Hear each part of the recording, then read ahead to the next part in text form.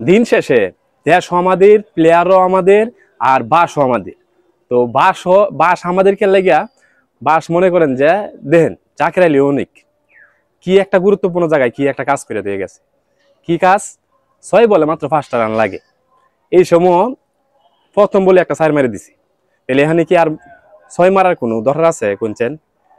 কারণ যেহেতু আমাদের ইতিহাসের মধ্যে এরকম আছে, আমাদের বাংলাদেশ টিম এশিয়া কাপে বাগছি, 2016 সালে ইন্ডিয়ার সাথে বাগছি, ঠিক আছে? তো এই কথা চিন্তা করে যদি জাকির আলী অনিকে 6 না মাইরে একটা সিঙ্গেল নিত, তাইলে কিন্তু একটা সহজ জয় পাইতো বাংলাদেশ। তাইলে মাহাদি একটার পর একটা যে উইকেট যাইতাছে এরকম চাপের মধ্যে পড়তে হইতো না।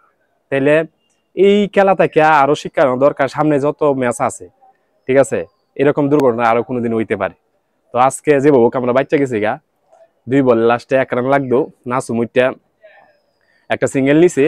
আর বিশেষ করে ক্রেডিট দিতে হয় শামিম রে, ক্যারিয়ার ক্রেডিট দিতে হয়। মানে লাস্ট বলে হ্যাঁ চিন্তা করছে যে ব্যাটও লাগুক বা না লাগুক আমি এক নিয়ম হয়ে গে, নাইলে লাস্ট বলের কোনো গ্যারান্টি নাই।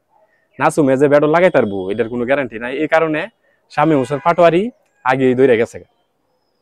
এখন হইলো আমরা বাংলাদেশের প্লেয়ার একটা কথাই কই, বাইরে ভাই, মানুষের হার্টবিট নিয়ে এরকম খেলা করিস না। যারা হার্টের রুগী আছে এরা তো অলরেডি মনে হয় যে কয়েকটা মনে মরার পথে গেছিন গা। এই বলে যদি 1 রান না নিতারতে তাহলে টাইট বাংলাদেশে মনে 8-10 জন মনে নিউজে ফুল যে খেলা দেখা মরে গেছে গা।